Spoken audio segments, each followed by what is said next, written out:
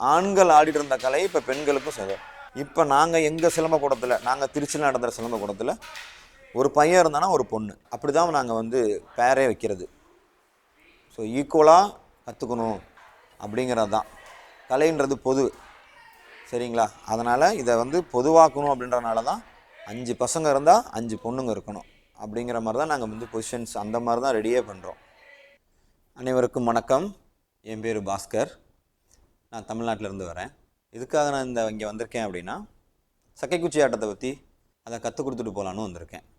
சக்கைக்குச்சி ஆட்டத்துக்கு என்னோடய குரு வந்து மகாமுனியோட அவரோட சக்கைக்குச்சி ஆட்டத்தில் தான் நாங்கள் வந்து ஆடிக்கிட்டு இருந்தோம். அவர் தான் எங்களுக்கு குருநாதர்.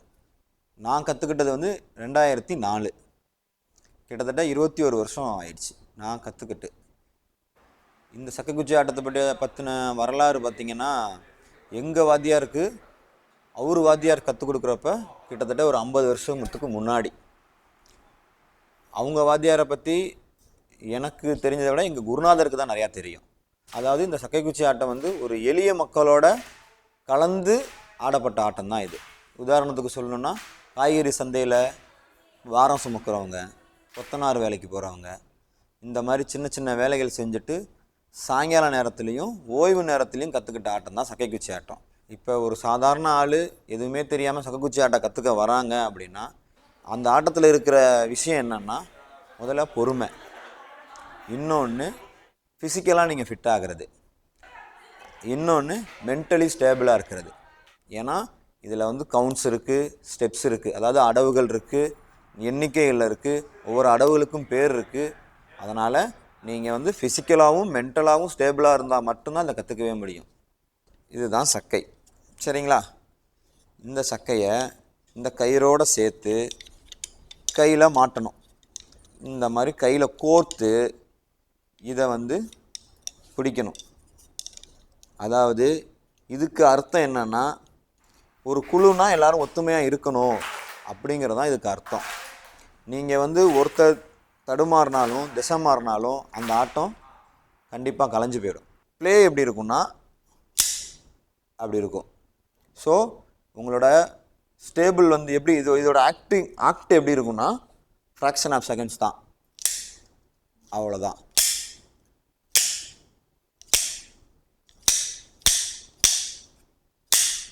இப்போ நான் கழட்டிட்டு நான் உங்களுக்கு வெறும் கையில் செய்கிறேன். இப்போ ஒரு வாளிலையோ ஒரு பேஷன்லேயோ தண்ணி இருக்குன்னு வச்சுக்கோங்க. அந்த தண்ணியை இப்படி அள்ளணும். இந்த இடத்த நான் லூஸ் விட்டலாம் தண்ணி கொட்டிடும். அப்படி எடுக்கும்போது நீங்கள் ஸ்ட்ராங்காக பிடிச்சாதான் உங்களுக்கு இதோட சத்தமே வரும். இது வந்து தான் செடி குச்சின்னு சொல்லுவாங்க.